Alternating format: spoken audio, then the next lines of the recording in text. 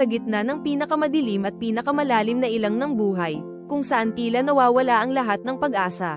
Paano nga ba natin mapapanatili ang liwanag na siyang gabay at pag-asa natin? May apoy pa ba sa kaibuturan ng puso mo na patuloy na nagliliyab ng walang humpay?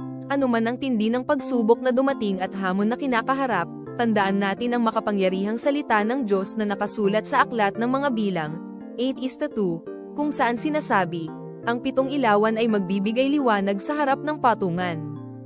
Ito ay isang napakalinaw na paalala na ang liwanag na ating pinanghahawakan ay higit pa sa pisikal na apoy, ito ang ating matibay na pananampalataya, na pinahiran at pinalakas ng mismong banal na espiritu. Kaya't, mga minamahal, ipanalangin natin ng buong puso na ang ating apoy ng pananampalataya ay magpatuloy sa pagliwanag, maging ilaw sa ating pagkatao at sa mga taong nasa paligid. Sa bawat hamon, alalahanin na ang pagmamahal at di matatawarang paggabay ng banal na espiritu ay walang hanggan. Ang iyong liwanag ay hindi kailanman kumukupas, lagi kang may pag-asa at kapayapaan sa Kanya.